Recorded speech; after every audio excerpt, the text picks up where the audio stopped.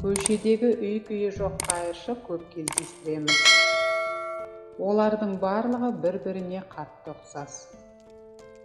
Беттері ісіңкі, қызарып, қалжыраған жүздер мен жарым жан, түссіз көз, бір қарағанға еш нәрсе аңғартпайтын жанарлар. Бейне бір бұл адамдар баяғыда мерт болған секілді. Ал олардың денесі болса жоспарланған бір нәрселерді ғана жасап жүрген сияқты көрінеді. Олардан үнемі жаман иіс мүңкіп тұрады. Қолындағы әйнек ыдысын аз ақшаға сатып, ішімдік алады. Алайда ішімдіктің әсерінен өздерін тіпті кәдімгі мас адамдар секілді ұстамайды. Ән айтпайды, бос әңгіме айтпайды.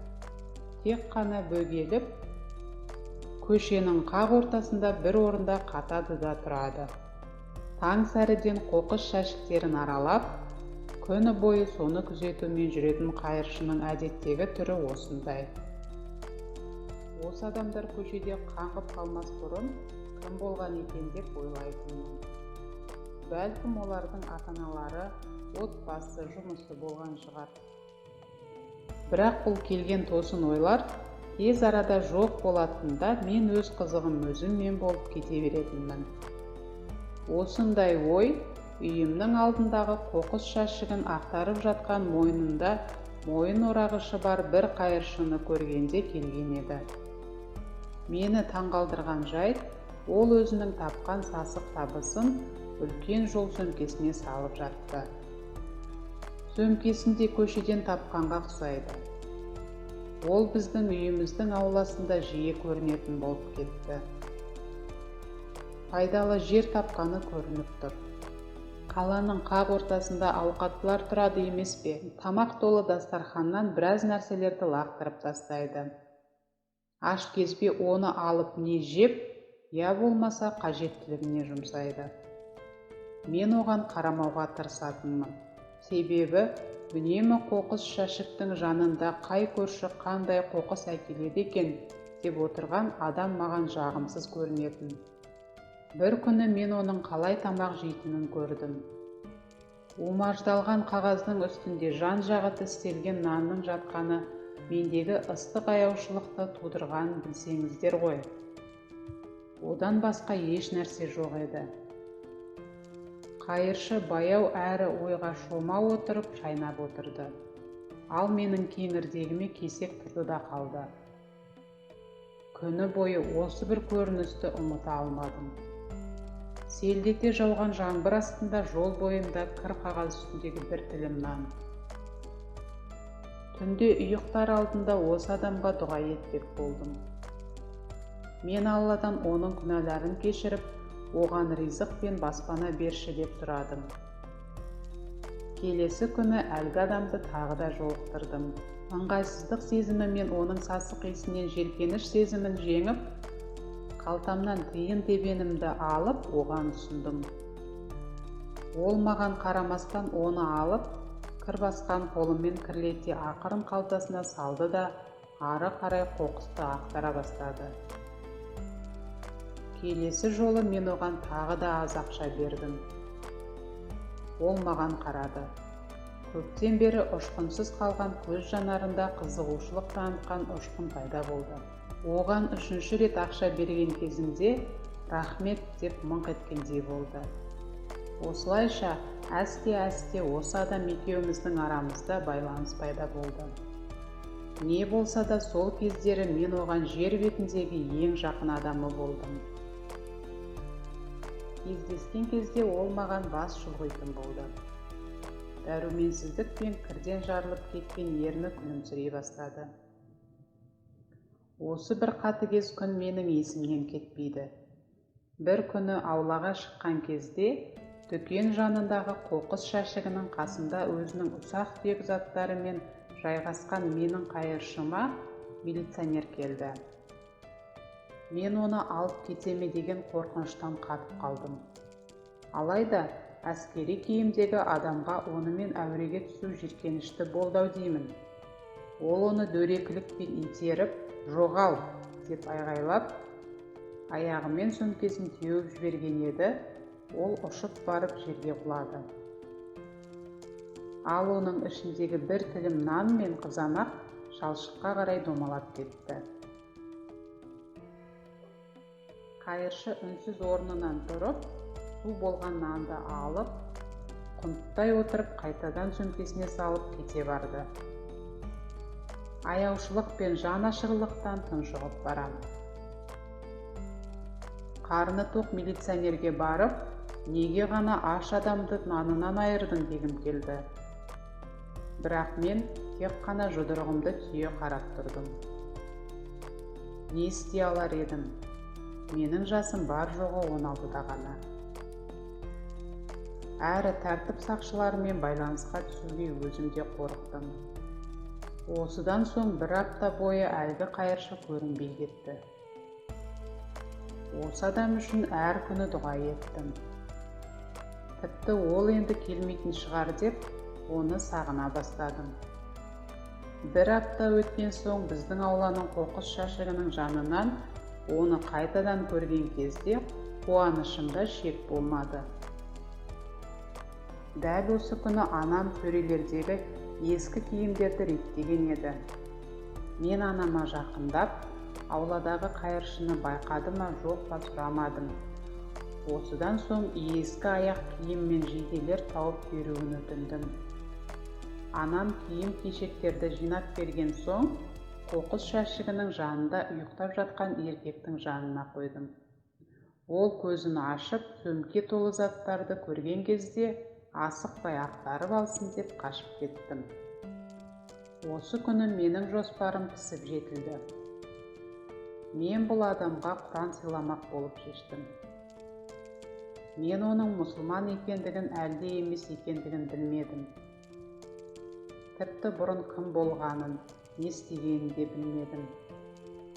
Бір білгенім, егер оның қолында Құран болар болса, ол өзінің рухын сақтап қалатыны.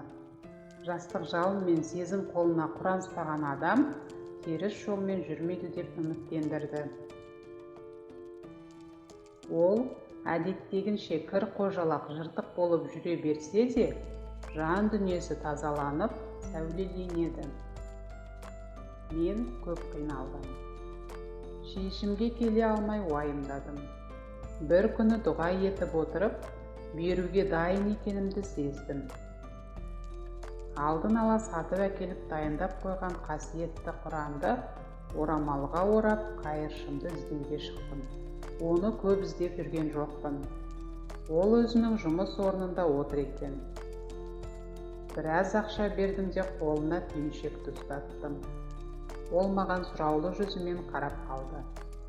Ал мен болсам тек күлімсіреп тұрдым.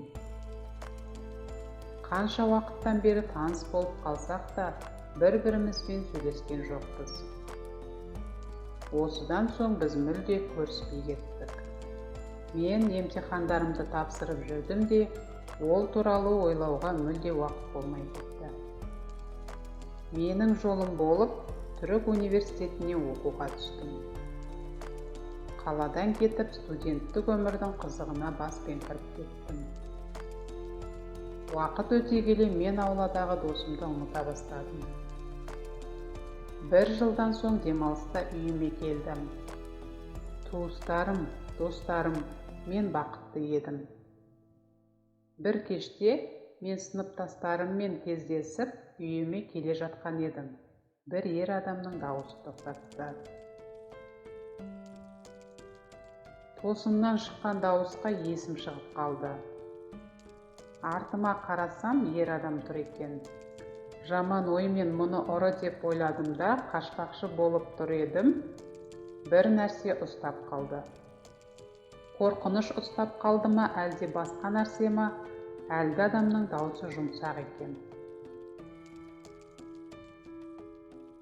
Ол маған зиян бермес деген ой келді. Не керек саған деп мыңқ еттім. Бауырым, сен жақсы адамсың. Мен сенің осы жерде тұратыныңды білемін. Сенің үйіңе келгеніңді көріп қасыңа келуге бел байладым. Айтайын дегенім, бұл жерде сенен басқа менің ешкімім жоқ. Рахмет саған, жігітім. Осы кезде барып оны таныдым. Бұл менің қайыршым болатын. Оның үстінде мен үйден алып шығып берген менің әкемнің ескі жейдесі мен аяқ киімі болды. Ол таза әрі ұқыпты болып тұр. Жұпыны киінсе де, сақал мұртын қырған, шашын алған тәп-тәуір адам. Ассалаумағалейкум деп ұялғанымнан міңгірледім. Өйткені біз ешқашанда сөйлеспеген едік қой. Уағалейкум ассалам. Есіңде ме, сен маған кітап сыйлаған едің ғой. Оны көрген кезде мен ұзақ жыладым. Сол кезде мен өзімнің даладағы қаңғыбас ит емес екенімді түсіндім. Сен берген киімдерді киіп, ұстара сатып алдым да, туыстарымның үйіне барып жуынып шайындым. Осыдан соң жұмыс іздей бастадым. Алғашында жүк сүйреуші болдым. Кейін есік алдын сыпырдым. Ал қазір Құдайдың көмегімен қоймада күзетшімін. Сол жерде ұйықтаймын. Ал күндіз жүк тасып жұмыс істеймін. Мен намаз бастадым. Сені тауып алған себебім алғыс айтпақшымын. Сен өмірде маған көмекші болдың, бауырым. Мен саған қарыздармын. Жүрегімді қандай қуаныш билеген білсеңіздер ғой. Қолын ыстық қысып, оған былай дедім. Аллаға шүкір, сізді мен емес, Алла сақтап қалды. Субханалла. Ол менің қолымды күлімдей қысып біраз тұрды да, қоштасып кете барды. Мен үйіме жүгіріп кіре сала, бөлмемнің есігін жауып алып, Алла тағалаға мадақ ретінде осы адамның себебімен менің жүрегімді нұрландырғаны үшін және де жасаған амалымның жемісін көргенім үшін 2 рет сәжде жасадым. Алла ұлық, ислам жайлы білуге қақылы адамдардың барын ұмытпайықшы. Исламға шақыру әрбір мұсылманның борышы. Ақиқатты жылы сөзбен жеткізейік.